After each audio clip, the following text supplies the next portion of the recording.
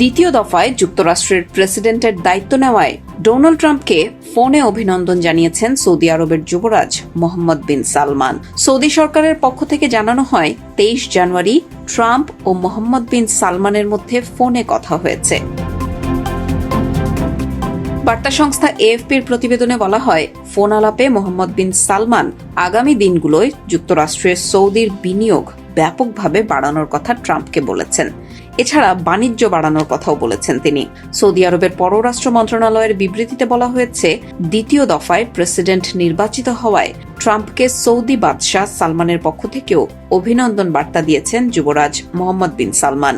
যুবরাজ জানিয়েছেন, আগামী 4 বছরে অর্থাৎ ট্রাম্পের শাসনামলে যুক্তরাষ্ট্রে $60,000 কোটি বিনিয়োগ করতে চায় তার দেশ।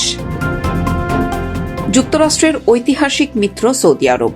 ট্রাম্প তার প্রথম দফার শাসনামলে সৌদি আরবকে তার দেশের গুরুত্বপূর্ণ জ্বালানি ও নিরাপত্তা অংশীদার হিসেবে চিহ্নিত করেছিলেন। প্রথম দফায় প্রেসিডেন্ট হওয়ার পর 2017 সালে ট্রাম্প প্রথম বিদেশ সফরে সৌদি আরব গিয়েছিলেন। সৌদি সরকার ট্রাম্পকে উষ্ণ অভ্যর্থনা জানিয়েছিল। সৌদি সফরে গিয়ে তরবারি নিয়ে ট্রাম্পের নাচ বেশ আলোচিত হয়েছিল তখন। এরপর 2019 সালে ঘটে বিপত্তি। সৌদি আরবে একটি হামলা হয়।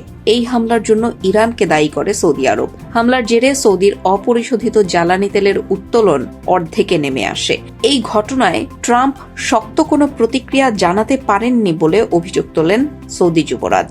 এর জেরে ওয়াশিংটনের সঙ্গে রিয়াদের সম্পর্কের উষ্ণতায় ভাটা পড়ে। তবে তা সত্ত্বেও ট্রাম্পের জামাতা জেরার্ড কুশনারের ইকুইটি প্রতিষ্ঠান সৌদি আরবের কাছ থেকে $200 কোটি বিনিয়োগ পায়। মার্কিন প্রেসিডেন্ট নির্বাচনের প্রচারে সদ্য বিদায়ী প্রেসিডেন্ট জো বাইডেন সৌদি আরবের বিরুদ্ধে মানবাধিকার লঙ্ঘনের অভিযোগে সরব ছিলেন। বিশেষ করে 2018 সালে তুরস্কে সৌদি সাংবাদিক জামাল খাশোগির হত্যায় সৌদি সরকারের ভূমিকা নিয়ে ক্ষুব্ধ হন বাইডেন।